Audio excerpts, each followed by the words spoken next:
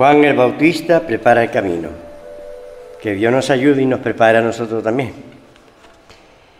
En aquellos días se presentó Juan el Bautista predicando en el desierto de Judea. Decía: arrepiéntanse, porque el reino de los cielos está cerca. Juan era aquel de quien había escrito el profeta Isaías: voz de uno que grita en el desierto, preparen el camino para el Señor, háganle sendas derechas. La ropa de Juan estaba hecha de pelo de camello, llevaba puesto un cinturón de cuero y se alimentaba de langostas y miel silvestre. Acudía a él la gente de Jerusalén, de toda Judea y de toda la región del Jordán. Cuando confesaban sus pecados, él los bautizaba en el río Jordán. Pero al ver que muchos fariseos y saduceos llegaban a donde él estaba bautizando, les advirtió: camada de víboras, ¿quién les dijo que podrán escapar del castigo que se acerca?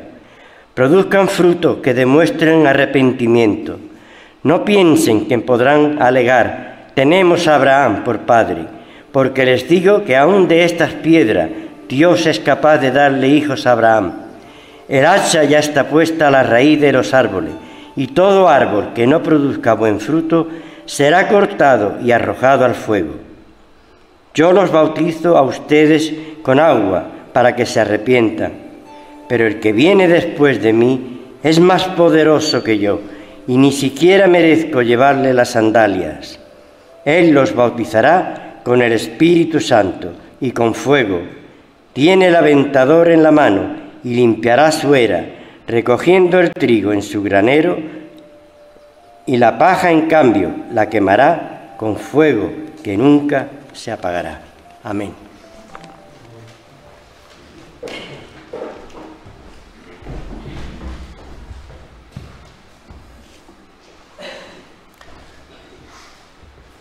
Tenéis en el canal de YouTube de la Iglesia varias exposiciones quizá más exegéticas, quizá más analíticas de este pasaje, y una predicación más expositiva.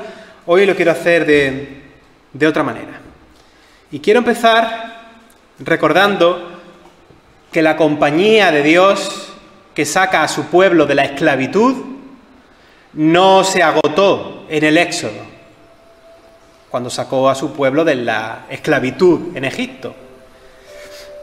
Tampoco se agotó cuando sacó a su pueblo del exilio en Babilonia, donde fueron trasladados forzosamente y hubo luego un retorno a su tierra, ¿no? Un segundo éxodo. Como Dios les dijo por medio del profeta en Isaías 43, 19, «He aquí que yo hago cosa nueva», como también dice Jesús en Apocalipsis 21:5, yo hago cosa nueva. Pronto saldrá a la luz, ¿no la conoceréis? Otra vez abriré camino en el desierto y ríos en la soledad. Y se vuelve a repetir la metáfora del agua en el capítulo siguiente, en el 44, versículo 3. Porque yo derramaré aguas sobre el sequedal y ríos sobre la tierra árida. Mi espíritu derramaré sobre tu generación y mi bendición sobre tus renuevos. Y brotarán entre hierba como sauces junto a las riberas del agua. Preciosa descripción. No me digáis. Precioso. Estos pasajes que remiten a un desierto que vuelve a empaparse, a impregnarse de agua. Estaba preparando el sermón antes de estos días, que ya ha chispeado un poquito, ¿verdad?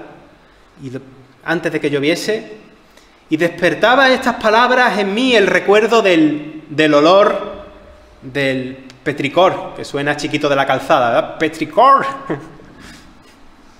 que es el olor a tierra mojada, que me encanta ese olor, uno de mis olores favoritos.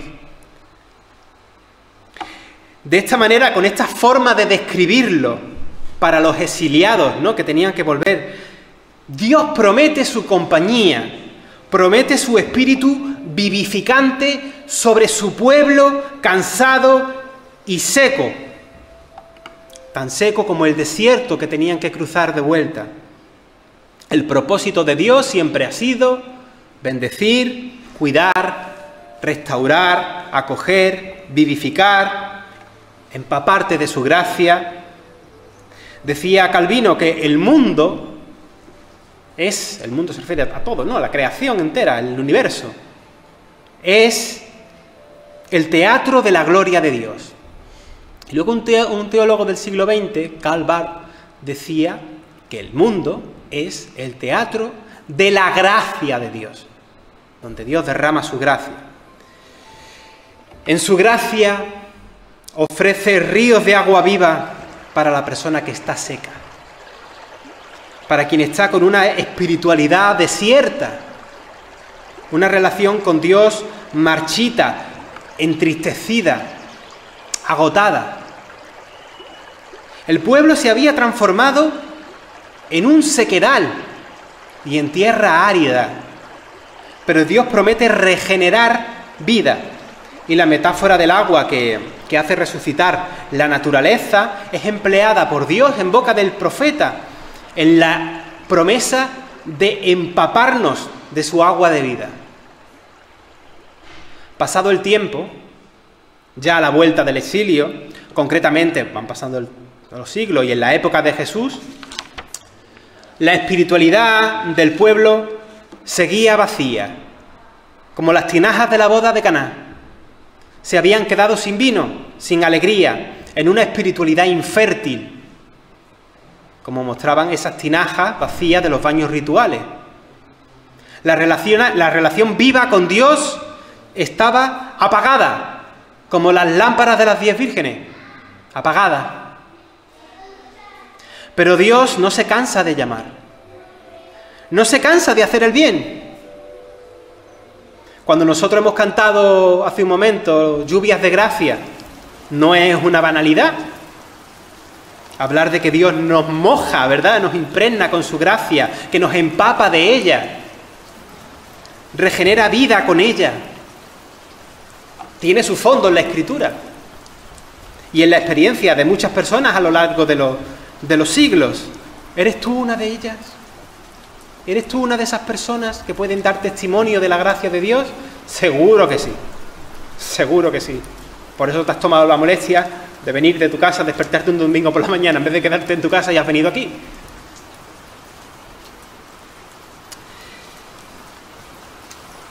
Es hermosa la forma en que Jesús habla del agua de vida con la samaritana en el pozo. Y todos la entendemos perfectamente, esa descripción. Y aquí tenemos hoy el pasaje de donde vemos a un hombre muy peculiar, el último de los grandes profetas, según el Antiguo Pacto. Un tipo que se vestía como Elías. Y seguro, porque tenía muchos enemigos, que si algunos de los que criticaban a Juan el Bautista, seguramente diría, ¿pero de qué va este hombre disfrazado del profeta Elías? ¿Quién se cree? Con vestido ahí de pelo de camello y con esa pinta de nómada pobre. Pero sus ropas austeras, pues venían a ser una forma de llamar la atención. Indicaba quién era. Indicaba a qué se dedicaba, porque su mensaje tenía que hacerse oír. Él era aquel de quien Isaías dijo que sería la voz que clama en el desierto: preparad el camino del Señor, enderezad sus sendas. Y fíjate que originalmente la cita se menciona en primer lugar a eso, para los deportados de Babilonia que tenían que volver a Jerusalén, que tenían que volver a Jerusalén o a Judea, atravesando el desierto. Pero aunque hacía siglos que habían ya vuelto de ese exilio, la sed espiritual seguía estando después de tanto tiempo. Esa voz que clama en el desierto finalmente toma cuerpo especial, por así decirlo, en el último de los profetas del Antiguo Pacto. Y el mensaje de Dios que Juan anunciaba era: cambiad de parecer, cambiad de planteamiento, cambiad de vida, cambiad de dirección, transformaos, es decir, arrepentíos del camino que lleváis hasta ahora, preparaos, que por fin llega el refrigerio. Esperamos el torrente de Dios, de sus aguas vivas.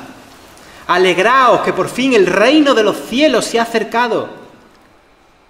Vosotros que estáis más tiesos y más secos que la mojama, espiritualmente hablando. Alegraos, que ahí viene el torrente, que por fin vienen ya los ríos en la sequedad. Prepárate. Mira qué sublime gracia. El reino de Dios se ha acercado a vosotros. No seáis ajenos, no seáis indiferentes. Arrepentíos, ponen las traducciones que más usamos, arrepentíos.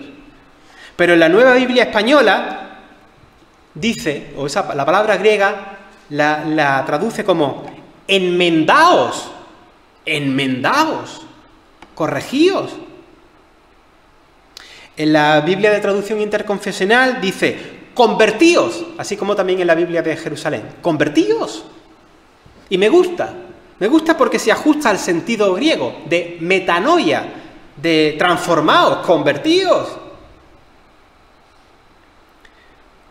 Juan les decía que aunque vivas en un pueblo que ha tenido una relación con Dios, con periodos de infidelidad, por supuesto, a lo largo de la historia, pero que ha tenido esa relación con Dios, que tú pertenezcas a ese pueblo, no significa que tú personalmente te hayas vuelto a Dios.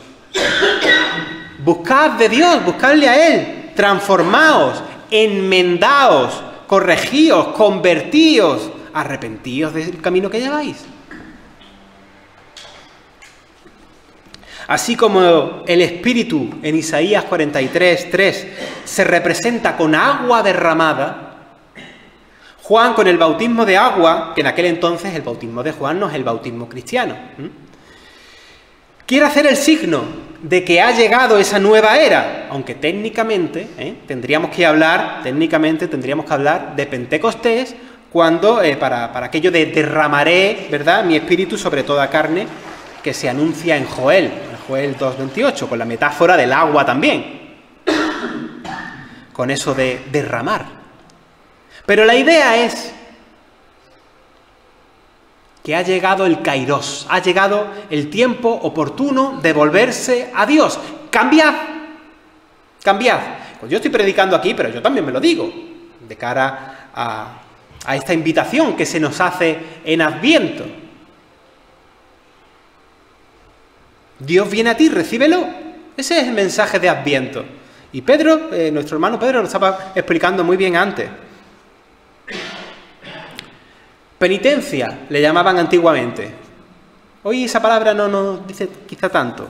Reflexión, vuelta a Dios, llamada a la conversión, abandonar lo que en tu vida estorba y acoger la nueva vida. Se suele leer al comienzo de Adviento estas llamadas a la conversión que hace Juan el Bautista para invitarnos en este periodo reflexivo para recibir al Mesías, ¿verdad?, para acoger el Evangelio. En Adviento nos preparamos para recibir la Navidad, es decir, es que Pedro lo ha predicado muy bien antes, hace un ratito, recibir que Jesús ha venido a nosotros. Pero nuestra reflexión, y también lo comentaba él, va un poco más allá, Ya no se trata solo de acoger al Jesús que nace en nuestros corazones, que es el centro de la Navidad, por supuesto, sino de acoger la parusía en la que Jesús lleva finalmente la consumación de su reino por fin. Y bien que lo esperamos eso. Recibir al Cristo que viene a ti y que vendrá en el día postrero. Pero esto no es quedarte esperando de brazos cruzados en sentido escapista, y lo recordaba mi amigo el predicador Sergio, el pastor Sergio, hace varios domingos aquí, no es quedarte de brazos cruzados en sentido escapista. Yo tengo una esperanza, pues me desentiendo del mundo. Que hay muchas formas cristianas de religiosidad que terminan haciendo eso. Y no es así. No es escapar de la realidad y desentenderte de las cosas que pasan en el mundo. Sino que la persona que vive en esta esperanza es una persona que actúa comprometidamente con el reino de Dios, con su justicia, con su paz, implantándolo por adelantado con el Espíritu del Señor, no es que uno lo haga solo, en este mientras tanto, en eso que los teólogos llaman el ya, pero todavía no. Este mundo sigue siendo, hermanas y hermanos, sigue siendo el teatro de la gloria de Dios, el teatro de la gracia de Dios. La misión de ir y hacer discípulos a todas las naciones hace que tu voz y mi voz, juntas, sean también una voz que clama en el desierto y prepara ese camino de la parusía, ¿no? Ven, Señor Jesús, Maranata, que dice su iglesia. Ven a habitar las vidas de quienes no te conocen aún. Y ven en tu gloria a cambiar el cosmos. Así, retomando la importancia de las palabras de Juan, corrijámonos de nuestros caminos cuando estos no miran a Cristo. Cuando estos no están acordes al reinado de Dios, ni con su justicia, ni con su paz, o con su salvación integral y completa. Que, por cierto, otro malentendido que a veces ha tenido la Iglesia cristiana es cuando pensamos que la salvación es la salvación del alma. Y no tiene nada que ver con el cuerpo, no tiene nada que ver con el mundo, con la naturaleza, con las realidades normales. Eso es platonismo, que se coló en la Iglesia tempranamente, pero no es cristianismo. Replanteémonos, que es lo que dice Juan el Bautista, replantéate la vida delante del Señor. Y como Juan le decía en este pasaje a los fariseos, y seamos honestas y honestos. A veces nosotros podemos ser un poquito o bastante fariseos. Él les decía, dad el fruto que corresponde al arrepentimiento y no os hagáis ilusiones de que Abraham es vuestro padre.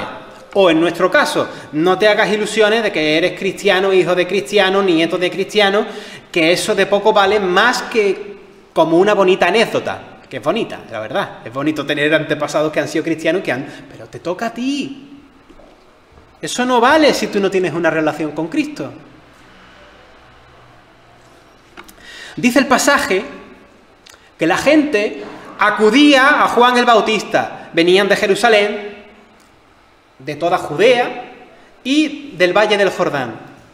Cruzaban el desierto hasta el río Jordán, lo que conlleva recordar el éxodo hasta el río Jordán, y el paso de Josué por el Jordán y la entrada hacia la tierra prometida. De hecho, probablemente Juan el Bautista, en el sitio donde lo hacía, es donde estaban las piedras colocadas que conmemoraban ese hecho. Y allí la gente confesaban sus pecados, tomaban conciencia de recibir el reino que llega, y Juan los bautizaba. Otra tierra prometida está por venir ahora. Viene el reinado de Dios. Juan les decía, yo os bautizo con agua para que os arrepintáis. Pero el que viene detrás de mí es más fuerte que yo, y yo no merezco ni desatarle la sandalia. Ese del que os hablo, ese os va a bautizar con Espíritu Santo y fuego.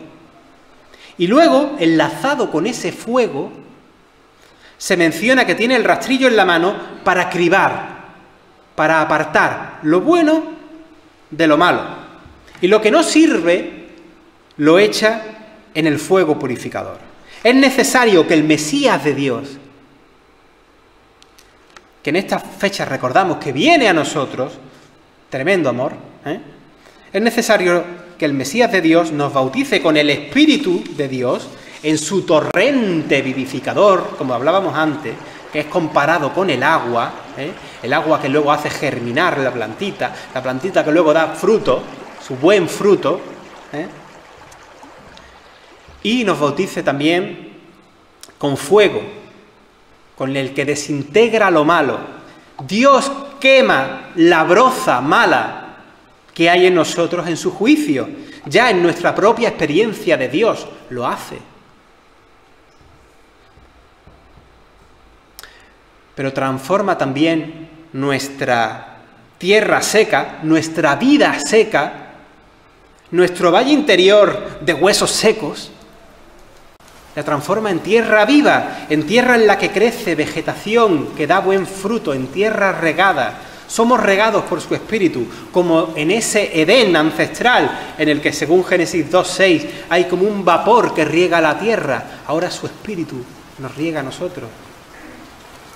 Y ahora somos empapados de su agua, empapados de su Espíritu, somos caudal de su agua para cumplir la misión, para llamar a otros a la conversión, para anunciar las virtudes de aquel que nos llamó de las tinieblas a su luz admirable, para dar a otras personas de beber. El río de vida nos atraviesa, su Espíritu en nosotros fluye.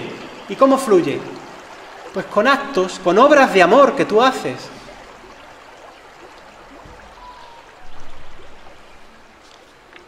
Somos transmisores de fe, agentes de la gracia.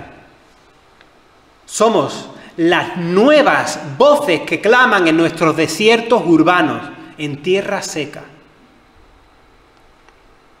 La antigua promesa del capítulo 44 de Isaías es una realidad. Dejadme que me dé el lujo de leerla otra vez. Yo derramaré agua sobre el sequedal y ríos sobre la tierra árida. Mi espíritu derramaré sobre tu generación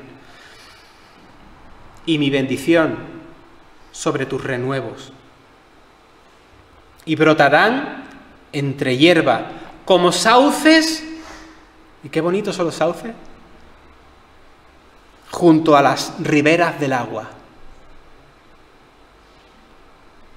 Llenémonos de su espíritu vivificador. Jesús venía a bautizarnos en espíritu y fuego. Aprovechemos este periodo reflexivo, este Adviento, para plantearnos cosas. ¿O me vas a decir que tú no tienes nada que replantearte? Para vivir una Navidad consciente, para ser también promotores y agentes del Evangelio de la Gracia, dejemos también que Dios consuma en el fuego de su juicio aquello en nosotros que estorba, que es broza, o peor aún, es basura. No es buen grano, no es buen fruto, no es lo que debe de quedar. Esa criba que muchas veces la planteamos entre los buenos y los malos. Mira, perdóname que te diga, esa criba la necesito yo. Quedan unos días para celebrar la Navidad, la Natividad del Señor, pero en estos días, por así decirlo, aunque todavía falta, su estrella ya está en el cielo. Y como los magos de Oriente, tenemos una ruta en el desierto que tomar. Dejemos que Dios transforme nuestro desierto interno en un vergel de frondosa vegetación de la que luego da un fruto bueno y sabroso. Un vergel por el que corre y atraviesa el río de su espíritu. Un vergel cuyas aguas empapan luego a quienes tenemos alrededor. Y también lo hace florecer y reverdecer. Este es el anuncio del Adviento. A Dios sea la gloria.